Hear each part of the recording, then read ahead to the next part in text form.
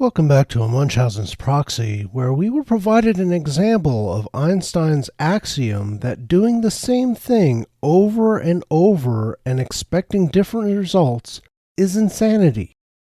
And of course that example has been brought forth, again, from Disney. By this point, it seems like I am crapping on Disney every other day or so. And I am. But they have been the one that has brought almost everything worth talking about lately to the fore, with Warner Brothers slipping in more DC stupidity every now and then. This time, Disney is actually hitting us with a double shot of insanity. The absolute clown show that is the Disney Board of Directors has decided the last several years of mismanagement was not enough for them. So they have given Disney CEO Bob Iger a 2-year extension on his contract.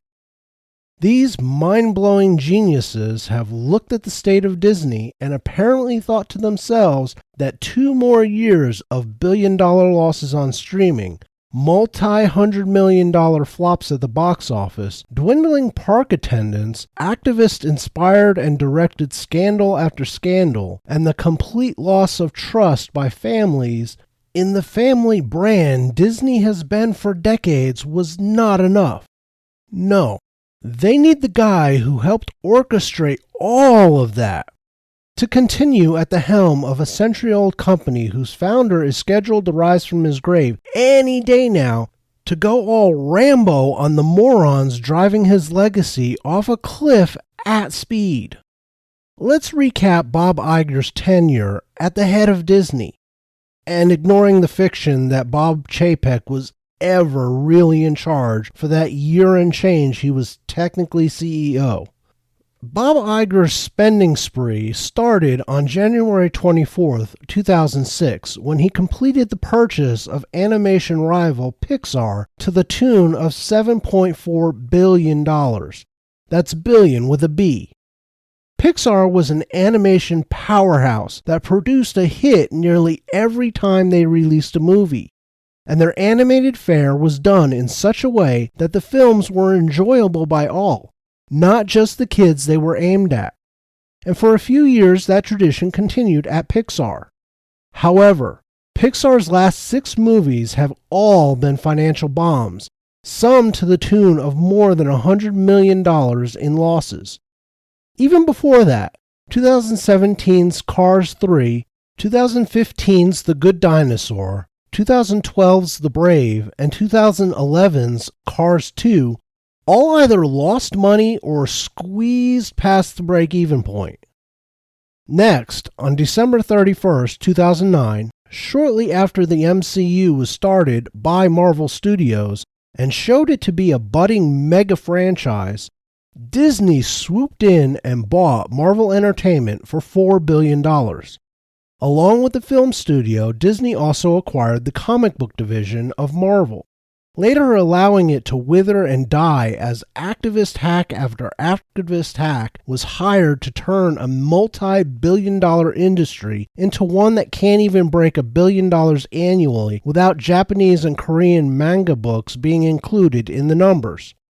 While Disney Marvel would go on to complete a 3-phase MCU arc that raked in billions at the box office and even more in merchandising, the same rot allowed to penetrate Marvel Comics began to show in the Marvel Cinematic Universe, turning the franchise from a money-printing machine into a black hole from which no profits emerge. See my video on Marvel's cinematic demise in the description below and my upcoming video on how to fix their stupidity. Then we had Lucasfilm come up on Bob Iger's radar, which he paid George Lucas $4.05 billion for, $1.855 billion of that in stock. The stock part of that deal is probably looking a lot less palatable these days for George if he held on to it all, given Disney has lost over half of its value since its COVID-heightened days of March 2021. Both Marvel and Lucasfilm were intended to allow Disney entry into the boys' toy and entertainment market, something Disney had failed to be able to do in-house despite their dominance of the girls' toy and entertainment market. Kathleen Kennedy was put in charge of Lucasfilm for Disney, and she immediately set out to release a new sequel trilogy of films along with other projects that were Star Wars related. In doing so, she decanonized the entire library of books, comic books, and games Lucasfilm had in its catalog going back to the 1978 Alan Dean Foster novel A Splinter of the Mind's Eye. It was the first novel authorized by George Lucas and was canon, taking place between the first and second movies in the original trilogy. In place of that rich lore of books, comics, and games built up over decades, Kennedy brought in activist hacks and shoddy directors living off of inflated reputations to forge ahead with her new Disney Star Wars vision. The result has been a handful of mostly crap streaming shows for Disney+, 3 sequel films largely reviled by fans despite the first film being received with mild praise, and a Han Solo origin prequel movie that bombed so hard it canceled other movies that were in the works at Lucasfilm, including a Boba Fett movie that would later be reworked into a horrid miniseries for Disney+. And finally, and most recently, Bob Iger participated in a bidding war for 20th Century Fox in hopes of getting the X-Men and other mutant Marvel IP rights back for Marvel Studios. On December 14, 2017, Bob Iger cut a check for $71.3 billion to News Corp for the film and television studios, the U.S. cable channels like FX, Fox Networks Group, a large stake in National Geographic, Indian television broadcaster Star India, and a minor stake in Hulu, which they will complete buying outright in 2024 for at least another $27.5 billion from Comcast. Along with the Marvel IPs, Disney also received the Avatar and Terminator franchises with Fox's library. But it was a massive chunk of change that has not paid off and probably should not have been allowed by antitrust regulators. All told, Bob Iger has committed over $114 billion to this spending spree. Some financial good came of it, at first. However, Disney can't seem to produce an in-house hit at the box office if they wanted to these days. Their streaming service is bleeding money as crap show after crap show is premiered, some only to be yanked completely off the servers at Disney because literally no benefit accrues to Disney by keeping it available on Disney+, and their parks are slowly fading into their pack of competitors with Universal coming up behind them quickly. In the face of the mess that is Disney in current year, the board of directors thought the guy responsible for the storm should get a contract extension?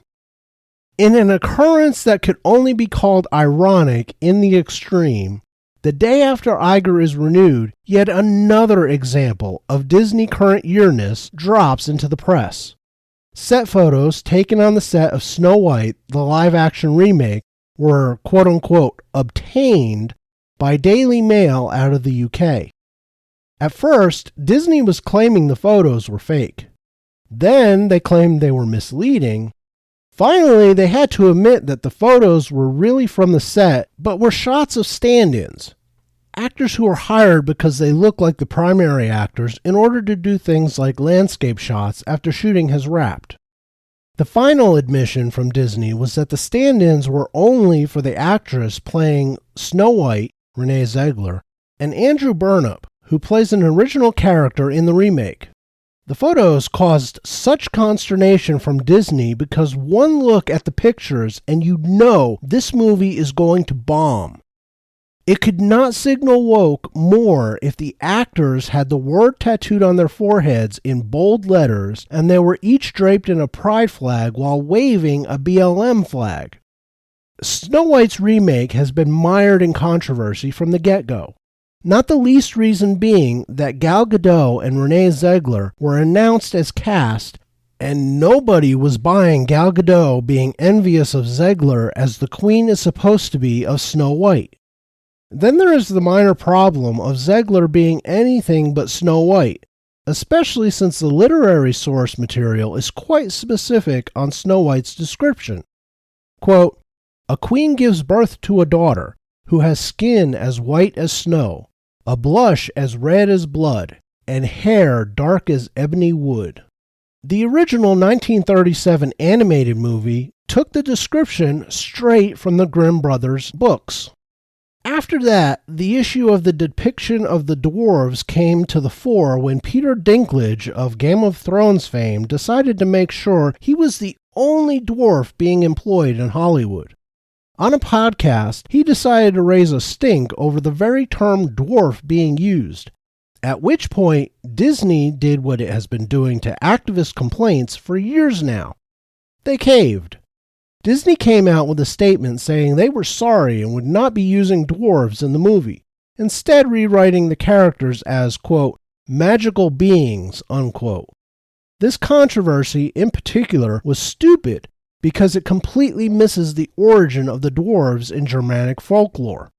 Unlike the freak show stereotypes the activists were complaining about, Germanic folklore shows dwarves in a completely different light because they are not malformed humans.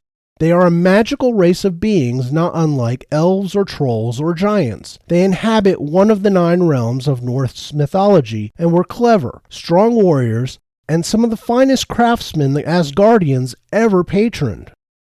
Disney, folding like a cheap tent, seemed to bury the existence of the Snow White remake in the public consciousness. After yesterday, they will wish it stayed that way. The photos, quote-unquote, obtained by the Daily Mail show it as a Los Angeles version of Snow White in almost every way. The dwarves look ridiculous, only one of which is an actual dwarf, and no, surprisingly, it is not Peter Dinklage. The costumes look worse than the Rings of Power, and none of it looks like something that will do anything but follow The Little Mermaid into flop territory at the box office. Especially since, like The Little Mermaid, Disney has rewritten the story to make Snow White a, quote, stronger Snow White who dreams of becoming a leader, unquote. If that was the story they wanted to tell, they should have told that story, and not slap Snow White on their intersectional feminist fantasy. But that is Bob Iger's Disney. Another of his accomplishments as head of Disney has been to plunder Disney's own catalog of animated films to make live-action remakes of them. The first few did well, with some like The Lion King and Aladdin making over $1 billion at the box office. However, with The Little Mermaid flopping, the Peter Pan straight-to-streaming remake doing poorly on D+, and Pinocchio being named among the worst films of 2022, it is unlikely that trend will continue. As a matter of fact, all signs point to audiences getting tired of the creative bankruptcy out of Disney and their soulless live-action remakes of beloved classics as cash grabs. How Bob Iger was able to get a contract renewal with that record over the last few years is kind of simple to explain. After all, there really can only be one explanation for such a monumentally bad decision by the Disney board: Wall Street. Disney stock has been downgraded by Wall Street analysts due mainly to their dissolving confidence in Disney's streaming service and the reduced crowds at Disney parks. From a March 2021 high of nearly $200 a share, Disney has plunged to under $90 at the time of recording. And for some reason, keeping the guy who's responsible for that decline is more reassuring than going out and finding someone who doesn't have their head stuck so far up his own ass that he has become a human Ouroboros. Only in reverse. How analysts see Iger staying as a good thing is completely beyond me, given Disney is a company in dire need of a shakeup.